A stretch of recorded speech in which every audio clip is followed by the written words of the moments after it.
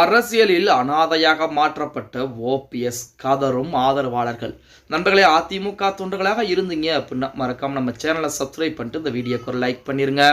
அனைத்திந்திய அண்ணா திராவிட முன்னேற்ற கழகத்தை பொறுத்த வரைக்கும் ஒரு காலத்திலே ஓபிஎஸ் இபிஎஸ் என இரட்டை தலைமை என்பது அதிமுகவில் இருந்தது. அதன் பின்பு இரட்டை தலைமை என்பது அதிமுகவிற்கு சரி கிடையாது. அதாவது இரட்டை தலைமை என்பது இருந்தால் அதிமுக அடுத்த கட்டத்தை நோக்கி செல்ல முடியாது, இப்படியே இருக்க வேண்டும்.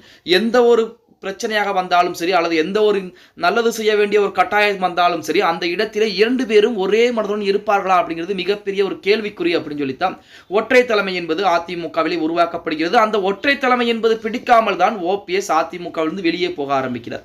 அதன் பின்புதான் ஓபிஎஸ் செய்த பல பிரச்சனை என்பது மக்கள் மத்தியிலும் அதிமுக தொண்டர்கள் மத்தியிலும் வெட்ட வெளிச்சத்துக்கு வர ஆரம்பிக்கிறது அப்படின்னே கூட சொல்லலாம். அந்த கோபத்தில் தான் அதிமுகவுடைய தலைமைச் செயலகமாக இருக்கக்கூடிய, அதாவது அதிமுக கோயிலாக கருதக்கூடிய அந்த தலைமைச் செயலகத்தை அடித்து நொறுக்கினது மட்டுமல்லாமல் அங்க இருக்கக்கூடிய பொருள்களை புறம் களவாடி சென்றார்கள் ஓபிஎஸ் தரப்பில். இந்த மாதிரி பல்வேறு பிரச்சனைகள் எல்லாம் நம்ம அதிமுக அனைவருக்குமே தெரிந்த ஒரு கதை தான்.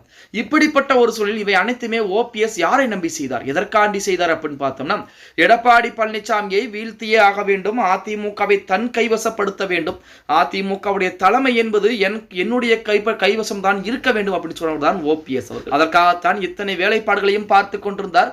நிரந்தரமான பொதுச் செயலராக ஜெயலலிதா அம்மையாருக்கு என அந்த இருக்கையை நான் ஒதுக்கி வைத்திருக்கிறேன் அப்படின்னு சொல்லக்கூடிய அந்த ஓபிஎஸ் தான் ஜெயலலிதா அம்மையார் இறப்புக்கு சசிகலா அம்மையார் தான் காரணம் என சொல்லிக் கொண்டிருக்கூடிய அந்த வேளையிலே ஆறுமுகசாமி ஆணையத்திடம் எனக்கு எதுவும் தெரியாது, எனக்கு மறந்து விட்டது என பதிலளித்ததாக கூட இணையதளங்களிலே செய்திகள் என்பது இருந்து கொண்டுதான் இருக்கிறது. இப்படிப்பட்ட ஒரு சூழலில் ஓபிஎஸ் தற்சமயம் அரசியலை பொறுத்த வரைக்கும் மிகவும் ஓரங்கட்டப்பட்டு விட்டார் அப்படின்னே கூட சொல்லலாம்.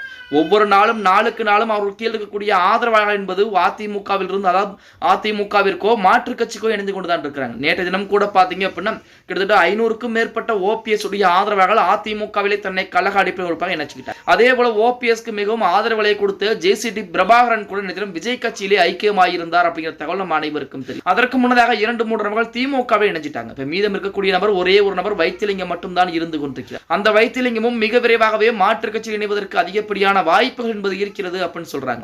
இப்படிப்பட்ட ஒரு சூழலில் ஓபிஎஸ் அவர்கள் செய்த மிகப்பெரிய தவறு என்ன அப்படின்னா, அதிமுகவிற்கு எதிராக எடப்பாடி பழனிசாமியை ஒழித்தே தீர்வேன், அதிமுக தோல்வி அடைந்தாலும் பரவாயில்லை, எடப்பாடி பழனிசாமி வெற்றி மற்றும் பெற்றுவிடக் கூடாது அப்படிங்கிற அந்த நினைப்பு தான் நமது ஓபிஎஸ் உடைய வீழ்ச்சிக்கு முக்கியமான காரணம் அப்படின்னே கூட சொல்லும். அடுத்தபடியாக பாஜகவை நம்பிக்கொண்டு சட்ட போராட்டத்தை முன்னெடுத்தது. அதே போல ஏகப்பட்ட வேலைப்பாடுகள் அதிமுகவிற்கு எதிராகவே 2024 நாடாளுமன்ற தேர்தலில் போட்டியிட்டது. இந்த மாதிரி பல பிரச்சனை என்பது ஓபிஎஸ் தரப்பிடம் இருந்து கொண்டுதான் இருக்கு. இந்த ஒவ்வொரு பிரச்சனையும் சேர்ந்துதான் தற்போது ஓபிஎஸ் அரசியலிலே ஓரம் கட்டி இருக்கிறது அப்படின்னே கூட சொல்லலாம்.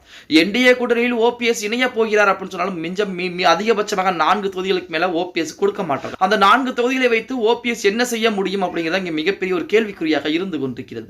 ஓகே गाइस, வீடியோ பிடிச்சிருந்தா மறக்காம லைக் பண்ணிருங்க. இந்த வீடியோ ஃப்ரெண்ட்ஸ் அண்ட் ஃபேமிலிக்கும் அதே போல நம்ம போடக்கூடிய வீடியோ பத்தின கருத்துக்களையும் கீழே மறக்காம கமெண்ட் பாக்ஸ்ல பதிவு நண்பா.